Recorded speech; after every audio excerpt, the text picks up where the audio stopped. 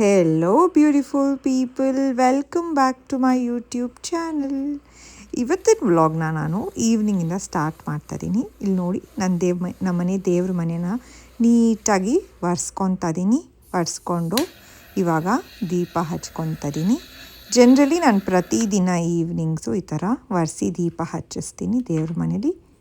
ಹಾಗೆ ದೇವ್ರ ಪೂಜೆ ಮಾಡ್ತಾ ಇವತ್ತಿನ ಡಿನ್ನರ್ಗೆ ಏನು ಮಾಡೋಣ ಅಂತ ಯೋಚನೆ ಮಾಡ್ತಾ ಇರುವಾಗ ರಾಗಿ ರೊಟ್ಟಿ ಏನಕ್ಕೆ ಮಾಡಬಾರ್ದು ಅಂತ ನಾನು ರಾಗಿ ರೊಟ್ಟಿ ಮಾಡ್ತಾಯಿದ್ದೀನಿ ಇವತ್ತು.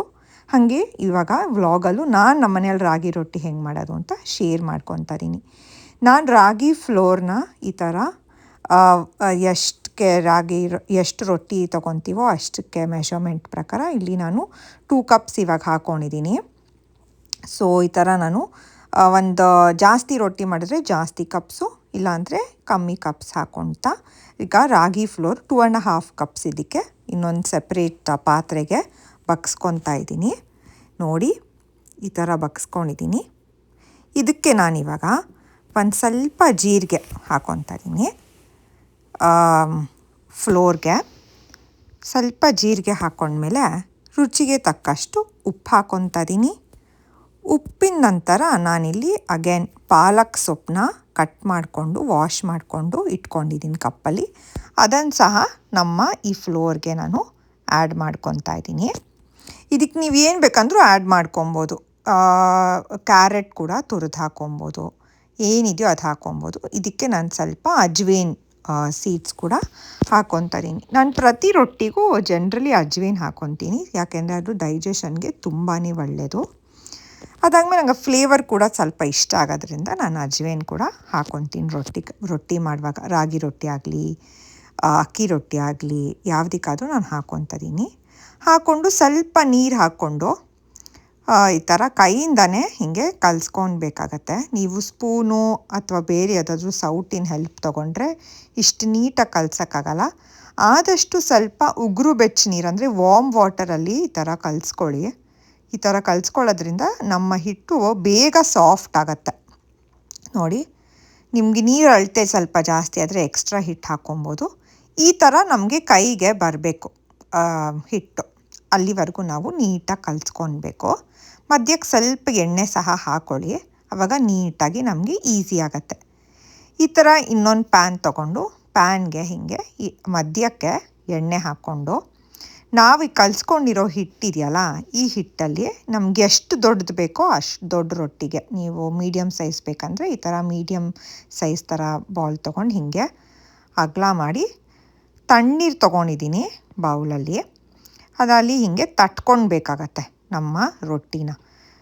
ಸೊ ನೀಟಾಗಿ ನಾವು ತಟ್ಕೊಳ್ಬೇಕು. ಮಧ್ಯದಲ್ಲಿ ನೀರಿನ ಅದ್ಕೊಂಡು ತಣ್ಣೀರಿದು ಕುಡಿಯೋ ನೀರು ಅದ್ಕೊಂಡು ನಿಮ್ಗೆ ಯಾವ ಥರ ಎಷ್ಟು ಸೈಜ್ ಬೇಕೋ ಅಷ್ಟು ಸೈಜು, ಎಷ್ಟು ತಿಕ್ನೆಸ್ ಬೇಕೋ ಅಷ್ಟು ತಿಕ್ನೆಸ್ಗೆ ನೀಟಾಗಿ ನಾವು ಈ ಥರ ರೊಟ್ಟಿನ ಮಾಡ್ಕೊಳ್ಬೇಕಾಗತ್ತೆ. ನನಗೆ ರೊಟ್ಟಿ ಸ್ವಲ್ಪ ಮೀಡಿಯಮ್ ಆಗಿರೋಕ್ಕೆ ಇಷ್ಟ, ತೀರಾ ಸಣ್ಣ ಅಥವಾ ತುಂಬ ದಪ್ಪ ಇರೋಕ್ಕೆ ನನಗೆ ಇಷ್ಟ ಆಗಲ್ಲ. ನಾನು ಈ ಥರ ತಟ್ಕೊತಾ ಇದ್ದೀನಿ. ತಟ್ಕೊಂಡು ನೀಟಾಗಿ ಸ್ವಲ್ಪ ನಾವು ಆ ಕಡೆ ಸೈಡ್ಸಲ್ಲಿ ಎಣ್ಣೆ ಇರೋ ಥರ ನಾವು ನೋಡ್ಕೊಳ್ಬೇಕಾಗತ್ತೆ. ಸ್ವಲ್ಪ ಮಧ್ಯಕ್ಕೆ ನಾವು ಇನಿಷಿಯಲಿ ಜಾಸ್ತಿ ಎಣ್ಣೆ ಹಾಕ್ಕೊಂಡ್ರೆ ಬೆಟರ್.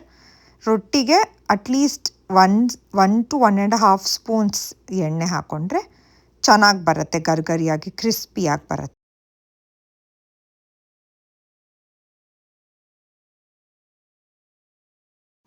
ತಟ್ಕೊಂಡಿದ ನಂತರ ನಾನು ಸ್ಟವ್ನ ಆನ್ ಮಾಡಿಕೊಂಡು ಇದನ್ನು ಗ್ಯಾಸ್ ಸ್ಟವ್ ಮೇಲೆ ಇಟ್ಕೊತಾ ಇದ್ದೀನಿ. ಇದಕ್ಕೆ ನಾನು ಇದರ ಮೇಲೆ ಸೆಸಮೆ ಸೀಡ್ಸ್ನ ಹೀಗೆ ಉದುರಿಸ್ಕೊಳ್ತಾ ಇದ್ದೀನಿ. ಬ್ಲ್ಯಾಕ್ ಸೆಸಮೆ ಸೀಡ್ಸ್ ಕೂಡ ಹಾಕೊಬೋದು. ಇಲ್ಲಿ ನಾನು ವೈಟ್ ಸೆಸಮೆ ಸೀಡ್ಸ್ನ ಉದುರಿಸ್ಕೊಂಡು ಇದಕ್ಕೆ ಮತ್ತೆ ಸ್ವಲ್ಪ ಆಯಿಲ್ನ ಸ್ಪ್ರಿಂಕಲ್ ಮಾಡ್ಕೊತಾ ಇದ್ದೀನಿ.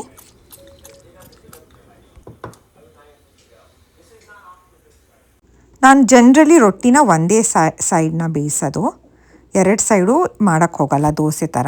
ನೋಡಿ, ಈ ಥರ ತವದ ಮೇಲಿಂದ ಎದ್ದ ತಕ್ಷಣ ನಮ್ಮ ರೊಟ್ಟಿ ಆಗಿದೆ ಅಂತ ಇದನ್ನು ಚಟ್ನಿ ಪುಡಿ ಹಾಕ್ಕೊಂಡು ನನ್ನ ಹಸ್ಬೆಂಡ್ಗೆ ಟೇಸ್ಟ್ ಮಾಡೋಕ್ಕೆ ಕೊಡ್ತಾಯಿದ್ದೀನಿ. ಅವ್ನು ಟೇಸ್ಟ್ ಮಾಡಿ ಅವ್ನಿಗೆ ಹೆಂಗೆ ಇದೆ ಅಂತ ಕೇಳೋಣ ಬನ್ನಿ.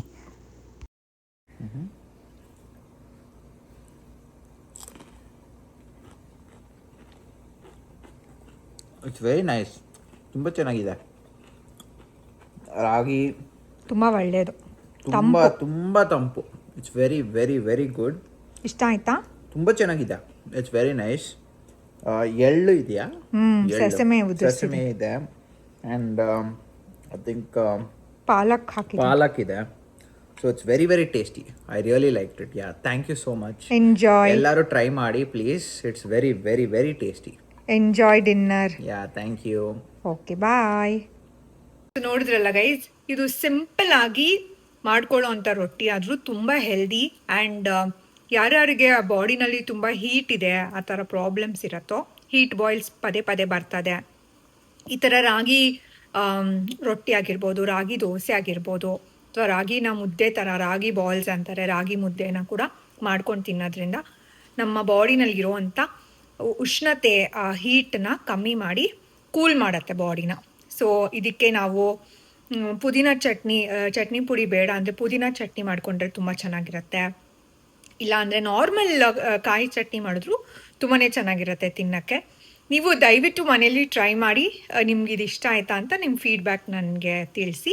ನಾನು ಪ್ರತಿ ಸಲ ಹೇಳ್ದಂಗೆ ಕಣ್ ತುಂಬ ನಿದ್ದೆ ಮಾಡಿ ಖುಷಿಯಾಗಿರಿ, ಆರಾಮವಾಗಿ, ಖುಷಿ ಕೂಡ ಬೇರೆಯವ್ರಿಗೆ ಹಂಚಿ ಅಂತ ಹೇಳ್ತಾ ಈ ವ್ಲಾಗ್ನ ನಾನು ಇಲ್ಲಿ ಎಂಡ್ ಮಾಡೋಕ್ಕೆ ಇಷ್ಟಪಡ್ತೀನಿ.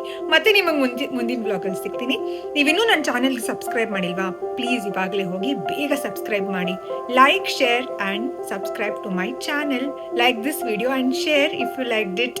ಮತ್ತೆ ಮುಂದಿನ ವ್ಲಾಗಲ್ಲಿ ಸಿಗ್ತೀನಿ. ಅಲ್ಲಿವರೆಗೂ ಟೇಕ್ ಕೇರ್.